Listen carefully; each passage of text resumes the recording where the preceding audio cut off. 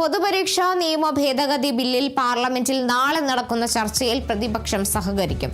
Lok Sabha speaker Om Birla നടത്തിയ ചർച്ചയിലാണ് ധാരണ. അതേസമയം പ്രതിപക്ഷ പ്രതിഷേധത്തിൽ പാർലമെന്റിന്റെ ഇരുസഭകളും ഇന്നും സ്തംഭിച്ചു. ആന്റണി ജിസ്റ്റോർജ് ഉണ്ട് വിവരങ്ങളുമായി. ആന്റണി, എന്തായാലും പ്രതിപക്ഷ പ്രതിഷേധങ്ങൾക്കൊക്കെ ഒടുവിൽ നിയമ ഭേദഗതി ബില്ലിൽ പാർലമെന്റിൽ നാളെ നടക്കുന്ന ചർച്ച പ്രതിപക്ഷം സഹകരിക്കാനുള്ള തീരുമാനത്തിലേക്കാണ് നിലവിൽ എത്തിയിട്ടുള്ളത്. എങ്ങനെയാണ് വിവരങ്ങൾ? ബഹളങ്ങൾക്കിടയിൽ ഇന്ന് കേന്ദ്രമന്ത്രി ജിതേന്ദ്ര സിംഗ് ആണ് ഈ ബില്ല് അവതരിപ്പിച്ചത്. അതായത് ചോദ്യപേപ്പർ ചോർച്ചയടക്കം പരീക്ഷാ ക്രമക്കേടുകളിൽ കുറ്റക്കാർക്കെതിരെ കർശന ശിക്ഷ വ്യവസ്ഥ ചെയ്യുന്ന ബില്ലാണ് ഇന്ന് കേന്ദ്ര സർക്കാർ അവതരിപ്പിച്ചത്. 2024 പൊതുപരീക്ഷാ നിയമം ഭേദഗതി ചെയ്താണ് പുതിയ ബില്ല് കൊണ്ടുവന്നത്. ഏതായാലും രാവിലെ ഈ ബില്ല് അവതരിപ്പിച്ചെങ്കിലും ഇന്ന് ചർച്ച നടന്നില്ല. രാവിലെ 11 മണിക്ക് ലോക്സഭ തുടങ്ങിയപ്പോൾ മുതൽ തന്നെ വലിയ പ്രതിഷേധമാണ് പാർലമെന്റിൽ അരങ്ങേറിയത്. രാജ്യസഭയിലും സമാനമായ പ്രതിഷേധമുണ്ടായിരുന്നു. അതായത് കേന്ദ്ര ആഭ്യന്തരമന്ത്രി അമിത്ഷായ്ക്കെതിരെയായിരുന്നു ഇന്നത്തെ പ്രതിപക്ഷത്തിന്റെ പ്രതിഷേധം.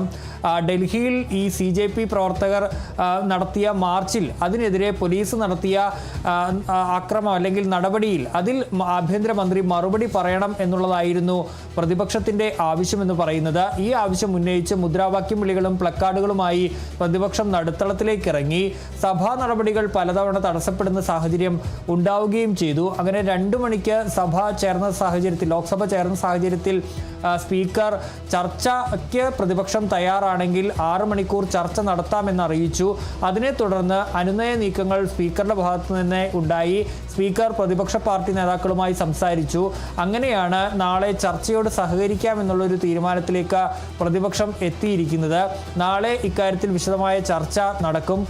മാത്രമല്ല നാളെ തന്നെ ഈ ബില്ല് പാസ്സാക്കുകയും ചെയ്യും.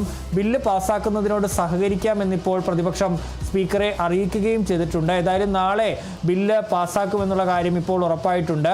ലോക്സഭ കടന്നാൽ രാജ്യസഭയിലേക്കും ബില്ല് നാളെ തന്നെ എത്തുകയും ബില്ല് അവിടെയും പാസ്സാക്കി വേഗത്തിൽ നിയമമാക്കാനുള്ള ശ്രമമാണ് നടത്തുന്നത്.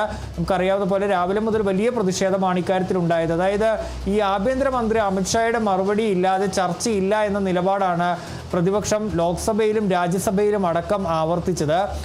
വലിയ പ്രതിഷേധം രാജ്യസഭയിലും ഉയർന്നു.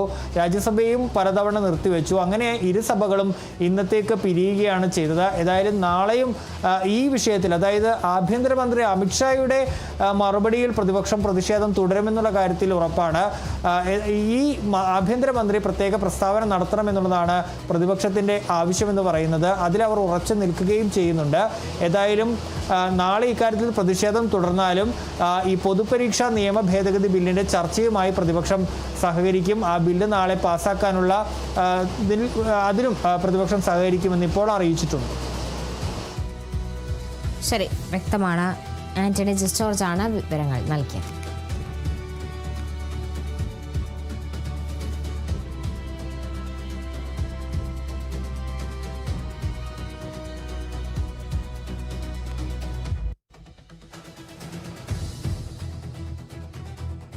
പരീക്ഷാ ക്രമക്കേടിൽ പ്രതിഷേധിച്ച വിദ്യാർത്ഥികൾക്കെതിരെ കേസെടുക്കില്ലെന്ന് ഉറപ്പ് കേന്ദ്രം പാലിക്കണമെന്ന് CJP. FIR റദ്ദാക്കുമെന്ന ഉറപ്പ് പാലിച്ചില്ലെന്നും ഇപ്പോഴും പ്രതിഷേധം നടത്തിയ ഓരോരുത്തരുടെയും വേട്ടയാടുകയാണെന്നും CJP വക്താവ് സൗരവ് ദാസ് പറഞ്ഞു. കേന്ദ്രം നൽകിയ ഉറപ്പ് പാലിച്ചില്ലെങ്കിൽ കടുത്ത പ്രത്യാഘാതം ഉണ്ടാകുമെന്നും CJP മുന്നറിയിപ്പ് നൽകി.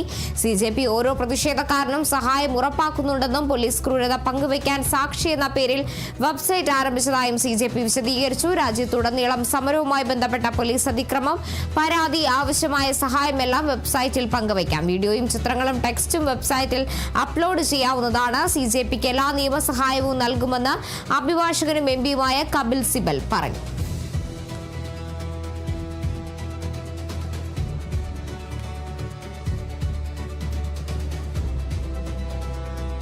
ഡൽഹിയിൽ സമരം ചെയ്ത വിദ്യാർത്ഥികളെ വെടിവെച്ചു കൊല്ലണമെന്ന വിവാദ പരാമർശത്തിൽ RSS ആശയ പ്രചാരകൻ TG മോഹൻദാസിനെതിരെ അന്വേഷണത്തിന് ആഭ്യന്തരമന്ത്രി രമേശ് ചെന്നിത്തലയുടെ നിർദ്ദേശം. സൈബർ സെൽ IGP പ്രകാശനാണ് നിർദ്ദേശം നൽകിയത്. AIYF സംസ്ഥാന സെക്രട്ടറി TT ജിസ്മോന്റെ പരാതിയിലാണ് നടപടി. SFIയും യൂത്ത് കോൺഗ്രസും പരാതി നൽകിയിരുന്നു. തനിക്ക് അധികാരമുണ്ടായിരുന്നെങ്കിൽ 4 ചതുരശ്ര കിലോമീറ്റർ ചുറ്റളവിൽ കർഫ്യൂ ഏർപ്പെടുത്തി സമരക്കാരെ വെടിവെച്ചു കൊല്ലുമെന്നായിരുന്നു TG മോഹൻദാസിന്റെ വിവാദ പരാമർശം. പത്രിക എന്ന യൂട്യൂബ് ചാനലിലൂടെയായിരുന്നു TG മോഹൻദാസിന്റെ പ്രകോപനപരമായ പ്രസ്താവന.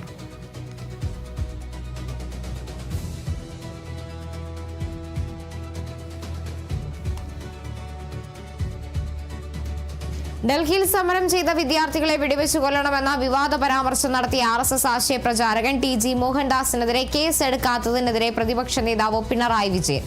RSSനെ പ്രീണിപ്പിക്കാൻ വേണ്ടി പോലീസ് സേനയും നിയമവ്യവസ്ഥയും നോക്കുകുത്തിയാക്കുന്ന സംസ്ഥാന സർക്കാർ നടപടി അംഗീകരിക്കാൻ കഴിയില്ല. സമാധാനപരമായി സമരം ചെയ്യുന്നവർക്കെതിരെ ലാത്തിയെടുക്കുന്ന പോലീസ് പരസ്യമായി കൊലവിളി നടത്തുന്ന സംഘപരിവാർ നേതാക്കൾക്ക് മുന്നിൽ മുട്ടുമടക്കുന്നത് കേരളത്തിന് അപമാനമാണ്. ജനാധിപത്യപരമായി പ്രതിഷേധിച്ചവർക്കെതിരെ എടുത്ത കേസുകൾ ഉടൻ പിൻവലിക്കണം. അതോടൊപ്പം കലാപാഹ്വാനം നടത്തിയതിന് അടിയന്തരമായി കേസെടുത്ത് നിയമ നടപടി സ്വീകരിക്കാനും UDF സർക്കാർ തയ്യാറാകണമെന്ന് പിണറായി വിജയൻ ആവശ്യപ്പെട്ടു.